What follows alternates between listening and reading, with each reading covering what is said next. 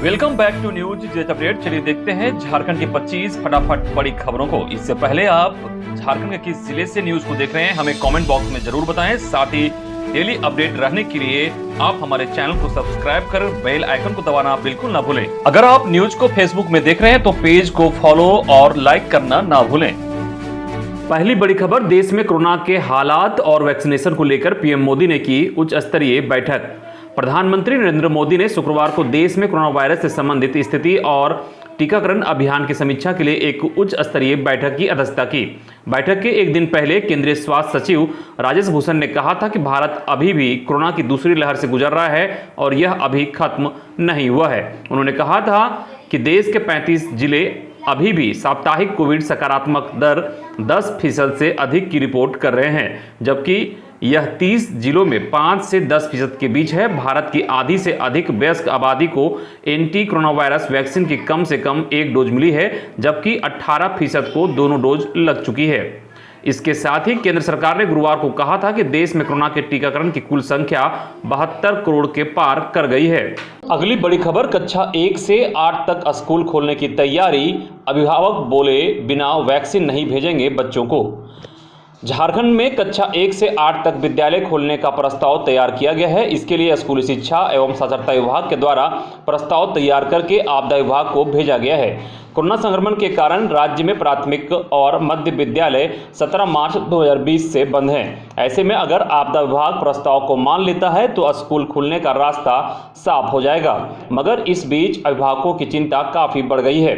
अभिभावकों को कहना है कि शुरू से बताया जा रहा है कि कोरोना संक्रमण की तीसरी लहर में सबसे ज़्यादा खतरा बच्चों को है। ऐसे में बच्चों को बिना वैक्सीन लगाए स्कूल भेजना खतरे से खाली नहीं होगा। अगली बड़ी खबर, गोड्डा दुमका के स्कूलों को फिर मिलेगी मान्यता, 130 मदरसों को मिलेगा अनुदान। खबर के मुताबिक झारखंड एकेडमिक काउंसिल की शुक्रवार को अहम बैठक हुई।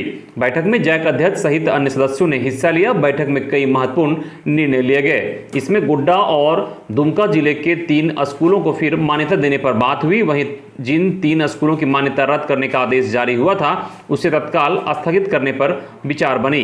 बताते चले कि सदस्य के रूप में शामिल विधायक दीपिका पांडे ने कहा कि एसपीटी एक्ट की वजह से स्कूल की जमीन का हस्तांतरण नहीं हो पाया है, इसके लिए प्रयास जारी है। जनजातीय उच्च विद्यालय गांधीग्राम गोड्डा, सूरज मंडल उच्च विद्यालय रौंधिया दुमका और हरिजन आवासीय उच्च विद्यालय कोहवारा गोड्डा को फिर से मान्यता देने पर विचार बना है।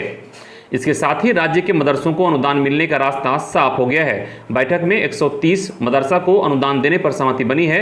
अब तक की जांच रिपोर्ट में 130 मदरसे सही पाए गए हैं। अगली बड़ी खबर, झारखंडी एकता संघ ने मुंबई में झारखंड भवन के निर्माण की मांग की। मुख्यमंत्री हेमंत सोरेन को लिखा पत्र।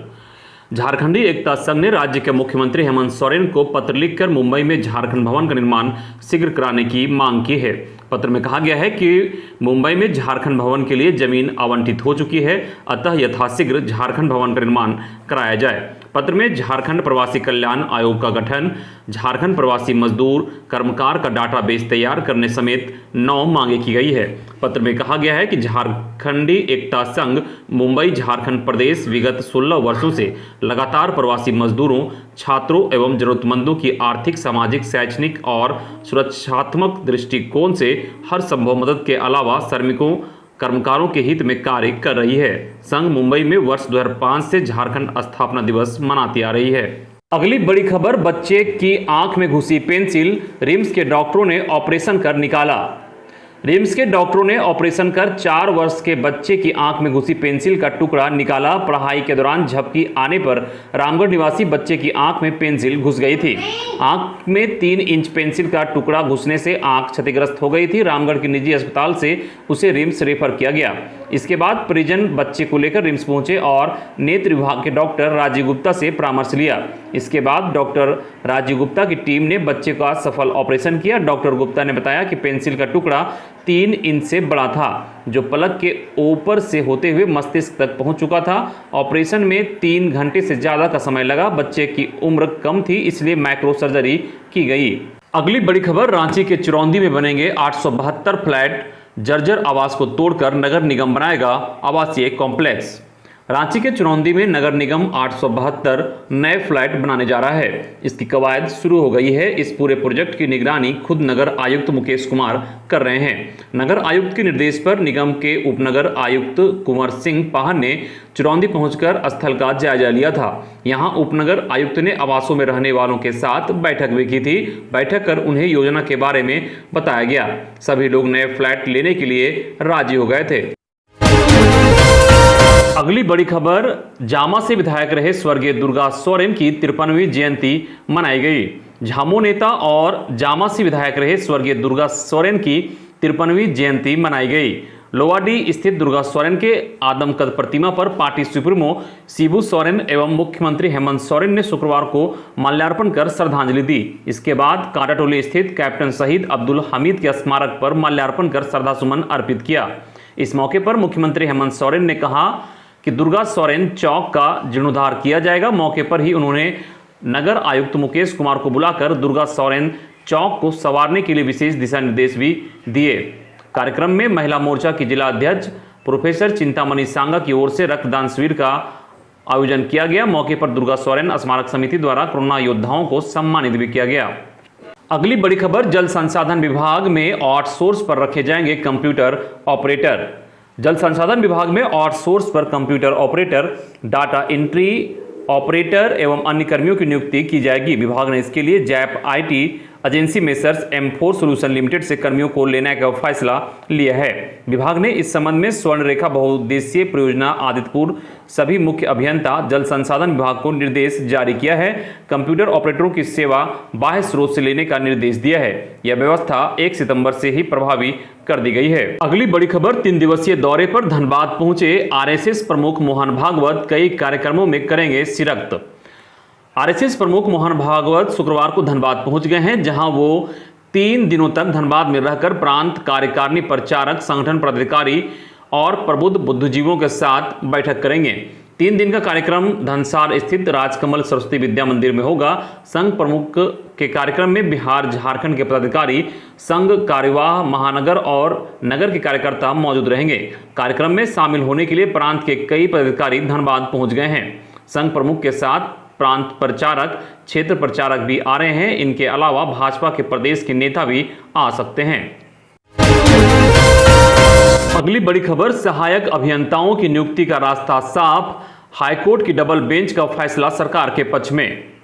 सहायक अभियंताओं की नियुक्ति प्रक्रिया मामले को लेकर झारखंड हाईकोर्ट का फैसला राज्य सरकार के पक्ष में आया है। शुक्रवार को हाईकोर्ट की डबल बेंच ने सिंगल बेंच के आदेश को खारिज करते हुए जेपीएससी को नियुक्ति प्रक्रिया जल्द से जल्द शुरू करने का आदेश दिया है। महाधिवक्ता रवि रंजन ने बताया कि इससे पहले सहायक अभियंताओं की नियुक्ति प्रक्रिया पर हाईकोर्ट की एकल पीठ ने यह कह रोक लगा दी थी कि ये नियुक्तियां 2015, 17 और 2018 में निकली वैकेंसीज को भरने के लिए की जा रही है। ऐसे में इस पर 2019 के बाद आया नया नियम लागू नहीं होगा। ऐसा कहकर सिंगल बेंच ने मामले को खारिज कर दिया था। अगली बड़ी खबर, झारखंड में 900 करोड़ की लागत से बनेगा नया सचिवालय भवन, तैयार हो रहा डिजाइन। झारखंड गठन के बाद पहली बार नया सचिवालय भवन बनने की कवायद शुरू हुई है। मुख्यमंत्री हेमंत सोरेन के निर्देश के बाद जुटको इसका डीपीआर तैयार करवा रहा है। एचईसी परिसर स्थित स्मार्ट सिटी परिसर में भव्य और आकर्षक सचिवालय के लिए चयनित परामर्शी ने इसका डिजाइन तैयार किया है। एचईसी के स्मार्ट सिटी के तहत पूर्व में प्रस्तावित कन्वेंशन सेंटर के स्थान पर सचिवालय भवन बनाया जाना है। नए डीपीआर में जो आकलन किया गया है उसके अनुसार करीब 900 करोड़ रुपए की लागत आने का आकलन किया गया है। अगली बड़ी खबर, संस्कृत कॉलेज के रिटायर कर्मियों को नहीं मिल रहा पेंशन का लाभ, अल्पसंख्यक कॉलेज के साथ हुआ था निर्णय। राज्य में 3 संस्कृत कॉलेज हैं। इन कॉलेजों को अस्थायी प्रस्वीकृति मिली हुई है और ये कॉलेज वित्त पोषित कॉलेज हैं। इन कॉलेजों में कार्यरत शिक्षक और अन्य कर्मियों को पेंशन देने का निर्णय लिया गया था, लेकिन इन 3 कॉलेजों से शिक्षक और कर्मी रिटायर तो होते गए, लेकिन इनको पेंशन का लाभ नहीं मिला है। जबकि इन संस्कृत कॉलेजों के शिक्षकों को पेंशन देने का निर्णय 29 अगस्त 2017 को ही लिया जा चुका है। बताते चले कि इसी निर्णय के साथ राज्य के अल्पसंख्यक कॉलेजों के कर्मियों को पेंशन का लाभ मिल रहा है, लेकिन ये इनसे वंचित रह जा रहे हैं। अगली बड़ी खबर, राजधानी रांची में पोल्यूशन लेवल बढ़ा, एंटी स्मॉग गन से लगाएंगे रोक। राजधानी की आबोहवा खराब हो रही है। दिन ब दिन पोल्यूशन का लेवल तेजी से बढ़ रहा है। स्थिति यह है कि अभी से सिटी में पोल्यूशन सेंसिटिव लोगों के लिए खतरनाक पहुंच चुका है। एयर क्वालिटी इंडेक्स शुक्रवार को 136 रिकॉर्ड किया गया है, जिसे एक्सपर्ट्स ठीक नहीं मानते हैं। ऐसे में आने वाले दिनों में क्या स्थिति होगी, इसका अंदाजा लगाया जा सकता है। यह देखते हुए रांची नगर निगम ने पोल्यूशन कंट्रोल करने को लेकर तैयारी शुरू कर दी है। वहीं एंटी स्मॉग मशीन खरीदने को लेकर टेंडर निकाला गया है। ये vehicle mounted anti smog gun शहर की मुख्य सड़कों के अलावा कनेक्टिंग रोड में भी जाकर पोल्यूशन कंट्रोल करने का काम करेंगे। इसके अलावा जरूरत पड़ने पर ये एयर प्यूरिफायर का भी काम करेगी, जिससे कि राजधानी की हवा को पोल्यूशन फ्री बनाया जाएगा। अगली बड़ी खबर चतरा से है, जहां 2 अलग अलग घटनाओं में तालाब में डूबने से 2 युवकों की मौत। चतरा जिले के 2 अलग अलग घटनाओं में तालाब में डूबने से 2 युवकों की मौत हो गई है। पहली घटना सदर थाना क्षेत्र के आरा गांव की है, जहां शुक्रवार की दोपहर तालाब में डूबने से युवक की मौत हो गई। बताया जाता है कि मोहम्मद समीम का 14 वर्षीय पुत्र मोहम्मद दिलशाद गांव के ही तालाब में नहाने गया था। इसी बीच वह गहरे पानी में चला गया। वहीं दूसरी घटना जिले के राजपुर थाना क्षेत्र के चिल्हिया गांव की है, जहां मछली पकड़ने गए युवक की तालाब में डूबने से मौत हो गई। युवक की पहचान गांव के 30 वर्षीय राम पवन पासवान के रूप में हुई। अगली खबर गढ़वा से है, जहां ऑपरेशन क्लीन के तहत कार्रवाई 10 ग्राम हेरोइन के साथ 3 तस्कर गिरफ्तार। नशीले पदार्थों की खरीद बिक्री रोकने और युवाओं में बढ़ती नशे की आदत पर नियंत्रण को लेकर गढ़वा पुलिस द्वारा शुक्रवार को की गई कार्रवाई में 3 तस्करों को गिरफ्तार किया गया। उनके पास से 10 ग्राम से अधिक हेरोइन, 1500 नगद और स्कॉर्पियो बरामद की गई है। तीनों तस्कर गढ़वा शहरी क्षेत्र के साथ साथ ग्रामीण क्षेत्रों में नशीले पदार्थ की बिक्री करते थे। इसके लिए वे स्कॉर्पियो का इस्तेमाल करते थे।